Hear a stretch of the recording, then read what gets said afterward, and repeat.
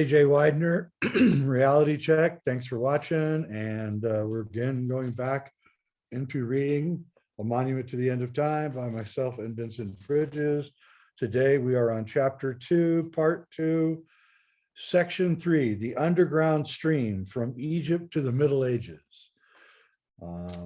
Yeah, I'm going to do you guys a favor. I'm going to read this without the flashlight. I think I can do it. I've been practicing. Many apologies for the flashing light. Did not mean to make you guys have a epileptic fit or anything like that. All right. Section 3, the underground stream from Egypt to the Middle Ages. According to Mantheo, the 2nd century Egyptian historian, the Haru-Hemshu were the pre-dynastic rulers of Egypt. The builder texts at the Edfu temple in Egypt call them the blacksmiths of Edfu. They declare that all human knowledge came from their endeavors.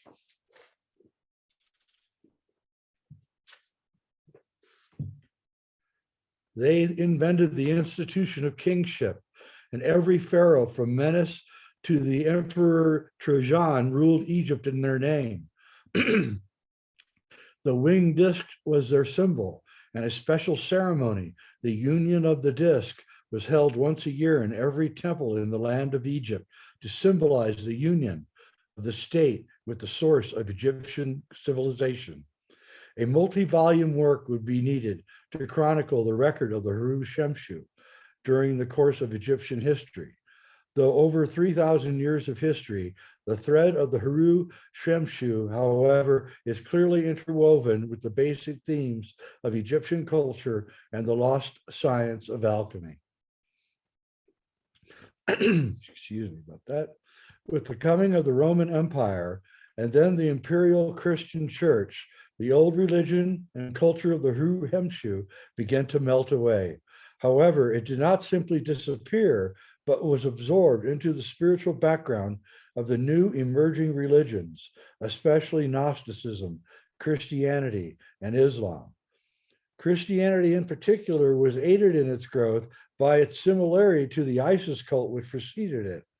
Alexandria, one of Alexander the Great's new cities, epitomized this new Egypt and became the center of learning in the late classical world.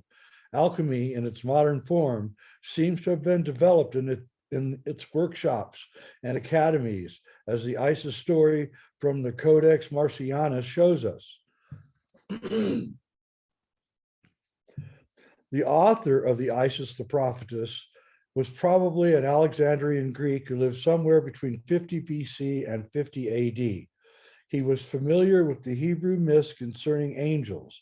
He also seems to have understood the importance of his material, and above all, seems to have been trying to communicate something very specific, like a recipe. Undoubtedly, he considered himself one of the followers of the widow's son, the company of Horus.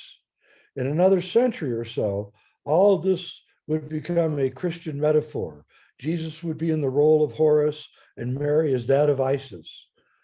Sorry about that. The Gnostic Christians of Egypt were a powerful force in the early Christian movement. It wasn't until the 4th century, when the church became an organ of the state, that Egyptian Gnostic forms were driven underground. In the intervening centuries, Gnostic ideas had traveled throughout the Roman Empire, reaching as far as southern France and the west coast of England. Hang on.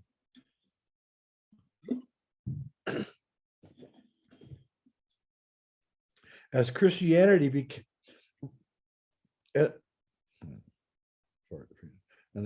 As Christianity became an organized orthodoxy, these earlier forms were persecuted and Gnostic ideas also began to fade away. The Coptic or Gnostic Christianity of Egypt tried to retain the inner core of the ancient Egyptian wisdom while discarding everything that did not fit a strictly Christian mold. It succeeded enormously well, creating an image of the very essence of the mystery of alchemy in the symbol of the rose cross. In the old city of Cairo, the Roman fortress of Babylon, southwest of Heliopolis, the ancient city of On, Coptic Christianity and its Gnostic origins survives to this day. Now a part of the sprawling metropolis of Greater Cairo, which stretches from the citadel to the pyramids of Giza and from Maria, site of Heliopolis, to Helwan above Memphis.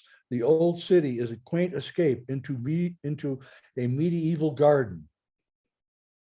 Walled on three sides and bound on the fourth by the vast Christian necropolis, the old city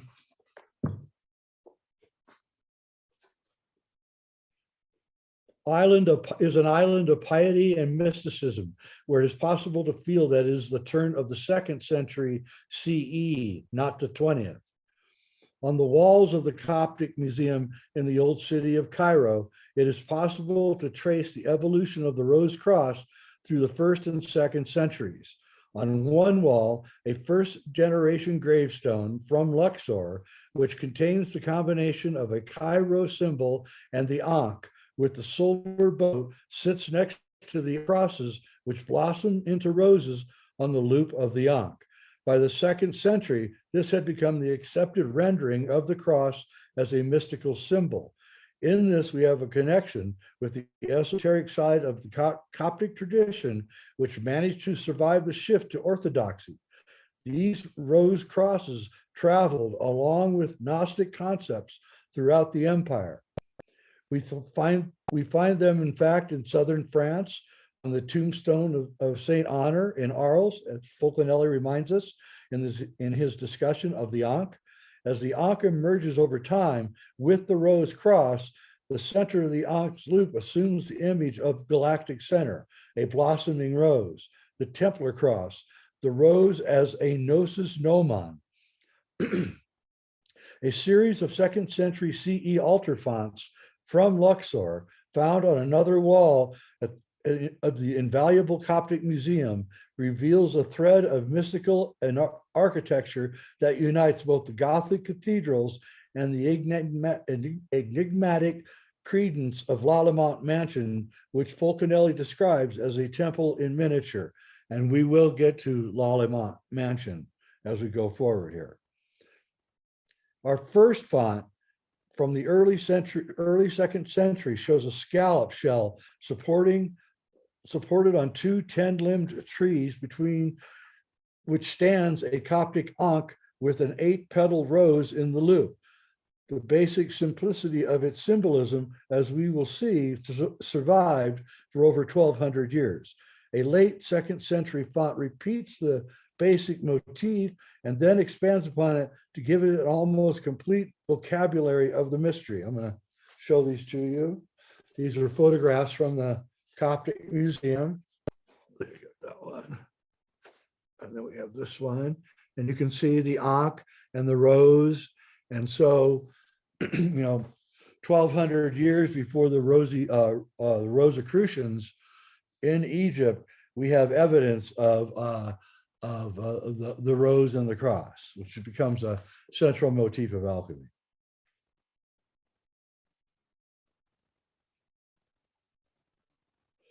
In the center is our arch and scallop shell, supported now by pillars rather than trees.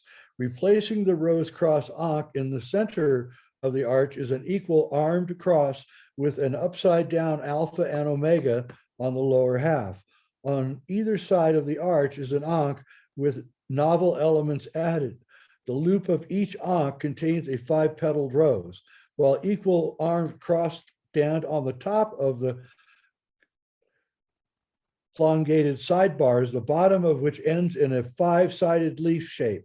At the top of the ankh's loop is a small triangle or tetrahedron. Hanging from the outer edge of the arch are 2 bunches of grapes.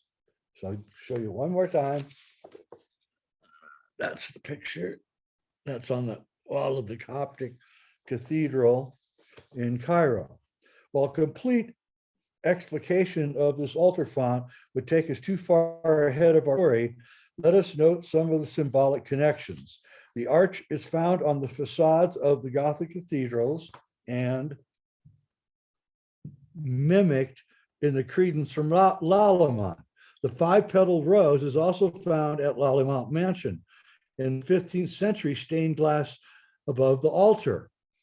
The A of the alpha matches the A's on the Henday cross, and the bunches of grape suggest Poussin and the blue apples of Rennes-le-Château. Poussin was a French artist who painted, I believe, in the 15th and 16th century somewhere. And he painted a lot of paintings that have to do with a little village called Rennes-le-Château. Also, it's a mystery, a very interesting mystery, which maybe one day we'll talk about.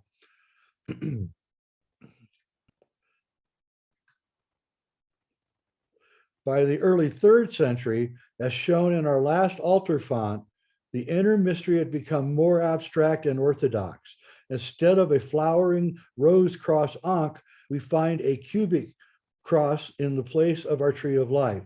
Soon this image would become the Cairo of imperial Christianity.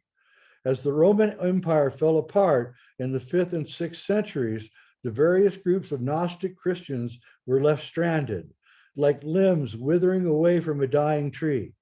The Gnostic centers of Alexandria and the East lost touch with the West. There were brief flickerings of a new culture in the West. King Arthur was one of these, but for the most part, it was a very dark age. In the 7th century, the breeze from Arabia, the new force of Islam, blew the old culture away and conquered half the known world in less than 100 years. With the coming of Islam, the darkness lifts slightly. Arab scholars discovered the Greek knowledge that had been long since lost to the West. Jabir, the Arab philosopher in the 8th century, collected the ancient alchemical wisdom into a volume that became the cornerstone of all future alchemical research. The Islamic Sufi alchemists of the 10th and 11th centuries collaborated with the Jewish Kabbalists of Spain and reestablished medicine and philosophy. By the time of the Crusades, the Arabs were far ahead of the West. A few of the Christian Crusades were smart enough to know this and learned all they could from the Arab culture. Part of what they learned was the secret knowledge. These were the Knights Templars. When the Templars were destroyed in the early 14th century, many of the manuscripts found their way onto the esoteric market. This began the great age of individual alchemists, starting with Nicholas Flamel and his wife. By the early 17th century, when the Rosicrucians appeared, alchemy had become accepted as still somewhat suspect. In the next 100 years, alchemy became chemistry, and the secret knowledge became the property of the Freemasons and the occultists. So that's the end of the section. Widener's first law is that if a picture is worth 1,000 words, then a symbol is worth 1,000 pictures. And so all through this book, we're going to be talking about symbols because that is how alchemy is expressed in its primary form, not through literature, but through art. And this is what fascinated Carl Jung with alchemy, because he saw the psychology behind alchemical art and realized its relationship to psychiatry and to the workings of the human mind. And of course, there's a mental aspect to alchemy. You have to be able to visualize what you are doing, and you have to visualize it in a very specific way. So that's why there's such an emphasis on symbols throughout this book and really throughout all of my work. And I really believe that symbols are the most multifaceted way, multi-dimensional way of communicating across time. And so all of Egypt, all the hieroglyphs, they were all symbols. They weren't words, they were symbols. And each grouping of symbols created a different idea or concept. And a lot of times those ideas and concepts were